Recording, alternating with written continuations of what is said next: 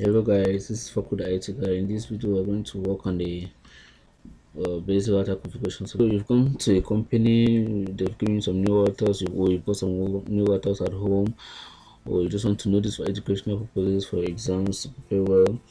So we're going to work on these basic configurations, which includes the router's name. We're going to protect all the access, which include the console and the remote access ports. The console, which of which you know, the console is the main port, not all the initial configurations of the router and other configurations as well. The auxiliary or the remote access ports are used to configure the routers from a distance or from another network. We shall also configure a banner message of the day and configure the interfaces of each of the routers. So we shall configure these interfaces with an IP address to identify all the ports of the routers in the network. Okay, so we start with this router in this network. Start with this router. Still booting up. Okay, so we are now in the privileged execution mode.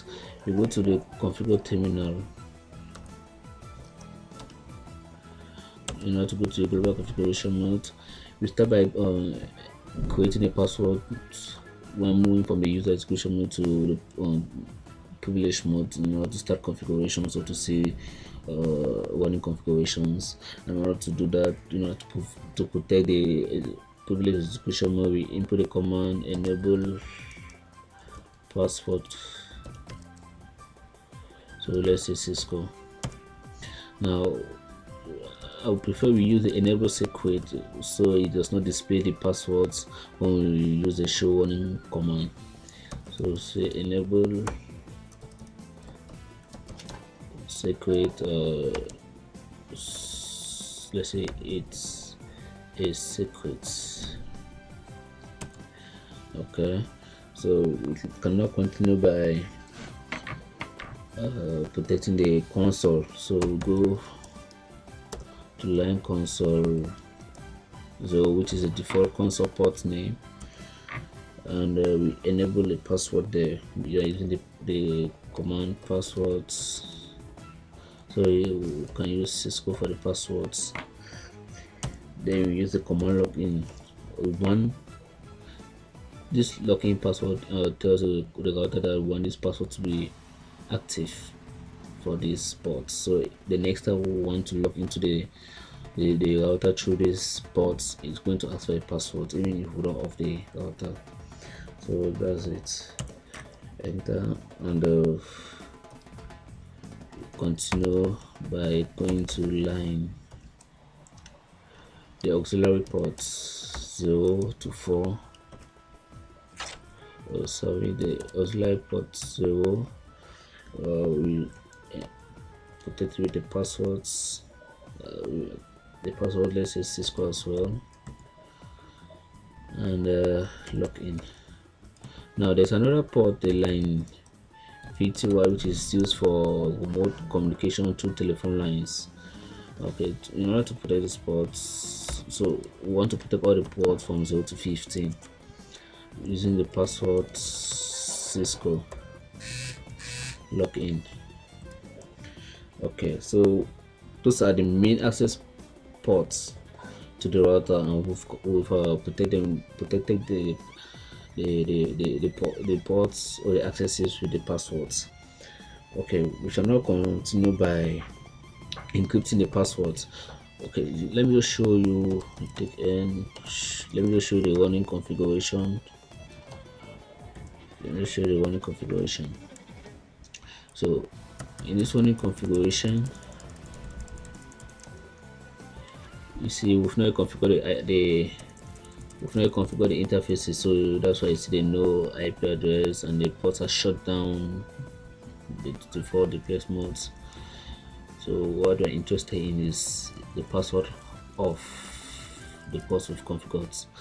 Okay, so you see this is the password of the line console, the console line, and the password is in clear text.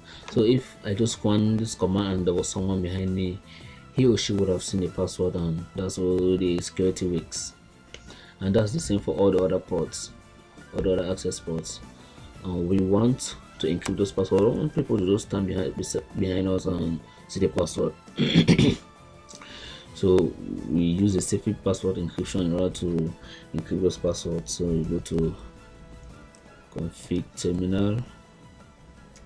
You say you input the command service passwords encryption. So all the passwords have been configured. So let's see again.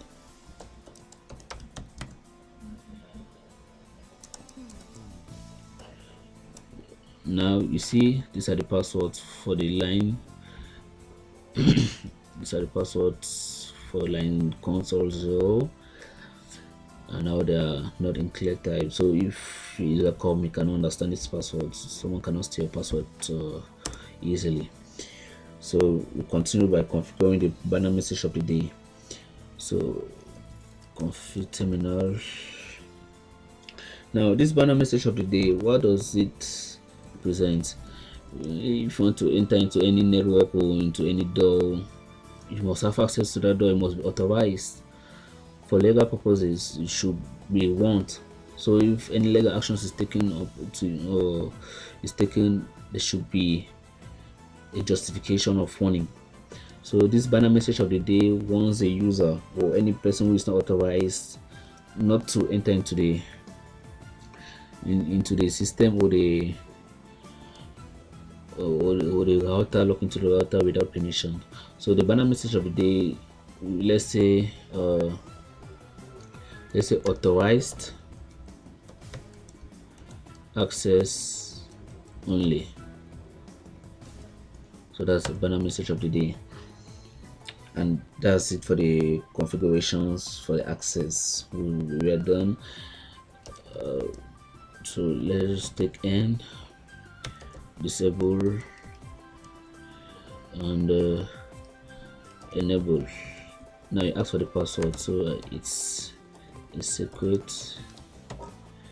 And let's go now into the global configuration mode in order to configure the interfaces. So we shall configure the interfaces. So now the first interface that we'll configure, let's come to our topology. These are the interfaces. Now this interface F, that's the fast Ethernet 0/0, is connected to fast Ethernet 0/0 of this other router, which can be router R02, R1, and they have their own IP address here. So I'll use the IP address here, 172.16.1.1. So that will be the IP address I'll use for the network. You know, this one is a network on its own. So we'll go back to our configuration. Then we will say interface F0/0. Okay, we say the IP address should be 172.16.1.1 with the mask 255.255.255.0. So it's a class C. Well, we were not supposed to talk about the classes here, so let's continue. And we take no shutdown. I want this port to be active right now. So you see the state will change. Okay, that's it. It is now up and functioning. So we configure the other interface. Now interface 1 of 0/1 is this interface. This interface which is connected to the internal network of this router here. So this is the internal network of this one. So we are going to configure with the IP address 192.168.1.2, or let's say .1, since it is a gateway. The mask 255.255.255.2, and no shutdown. Okay, so you see the state of the, we change now to up. So let me just give you a little hint. Now they say link TV up down. So this the interface status has changed to up. okay, and that of the protocol. Now the protocols that are on this interface or on the router that affect the protocol, the interface has also been active and that has changed stage to up. So that's it. I go to the next router and do the same configuration. So doing this configuration will take another time. I'll just do the configuration that will show will show everything. Okay, so I've done configuring the R2. Let me show you. Let's take a show on now to see configurations. So this R2, I've configured the interface with 172.16.1.2. R1 was .1, using having the same MAC address. Video for me they're in the same network. Then the other interface is F0/1 is connected to the other network, the backbone network, and is in configurations. You see the passwords are encrypted for line, for console, line console 0, and the others, all of them are encrypted. And of course, if you look again, you can see the service password encryption has been enabled. So that's it.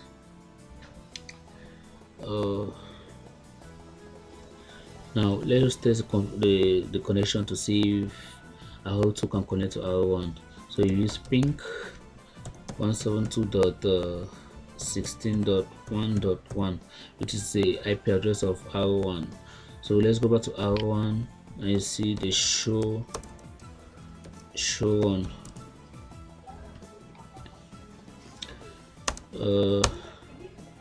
So it is IP address 172.1.16.1.1.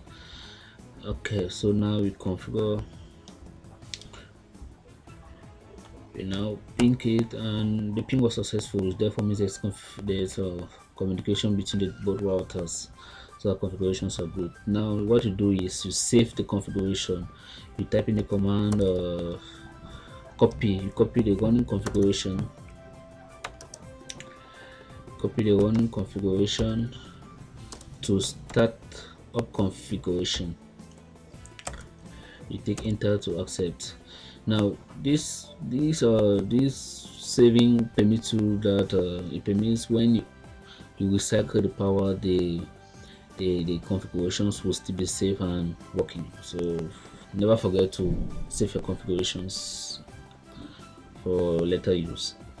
So that's it, guys. One other thing, we have this other network in R1 192.168. so let's go to so we have this network here, this one, so this one are communicating well. Now we have 192 here, 192.168.1.2 for this port. So this is the network here, and we have this other one. Now if we want to ping from this port from this router to this other network, will it be successful? That's the question that we ask, and in the next video I'm going to show you. So let us ping and see if we go. So this is 192.168.1.1. let's go to R2. Now we ping 192.168.1.1. it doesn't ping right. It won't, of course it won't, because it does not know the network in its routing table. That's another topic, the routing table, dynamic routing. We could put it, we could configure the static routes or the dynamic routes. So let's take show. Let's see the routes are available in the show IP routes. Show IP routes. So you see, it knows this network and this one, which are directly connected. They are directly connected to the both ports, this one and this one, but it does not know the other one. It does not know the other network. It does not know this network on this other side. So you are supposed to include into the right table so you can go packet from one network to another. So I'll make a video on that and show you guys. Peace out. Thanks for watching, and remember, subscribe.